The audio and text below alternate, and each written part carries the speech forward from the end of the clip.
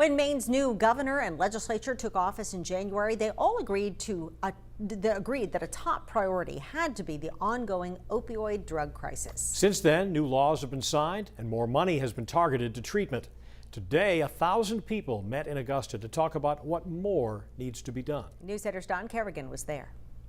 As big as this crowd is, it's not as big as the number of drug overdose deaths in the past 5 years.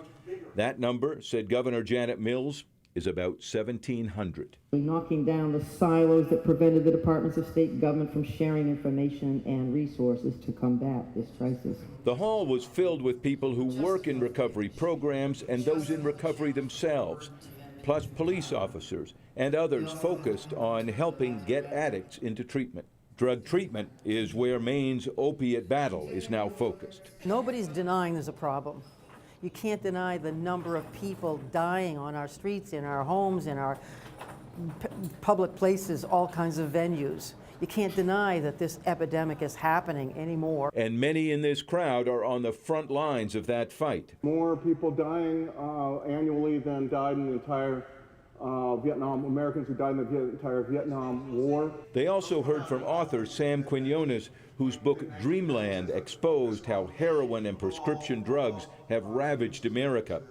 But he also says the best chance for fighting the epidemic may be local, homegrown programs and not big government. At that point where people know the folks involved, they know everybody involved. They know the churches, they know the business, they know the chamber, and they're able to bring those forces, because that's what all of those groups are, to bear on this. And there are a number of small local addiction fighting groups that have come together in various parts of Maine, including one in the Boothbay area that's being led by the local police chief and a local legislator. That addiction outreach effort is trying to find people one by one, get them into treatment, and keep them there. One of the things that we do is provide hope to people who are hopeless, and we give them reasons to trust where they wouldn't have trusted in the past. Andrew Allen says a local recovery program finally helped him and thinks we need more of them. We have a Dunkin' Donuts and a McDonald's in every town.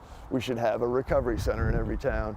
And I know that if I looked out the window earlier in my recovery or earlier in my addiction and I looked across the street and I saw a recovery center, that my life was hard enough that I would want to make a change and I would go to that recovery center. From the governor on down, the people in this hall say they want Maine to look for more of what works.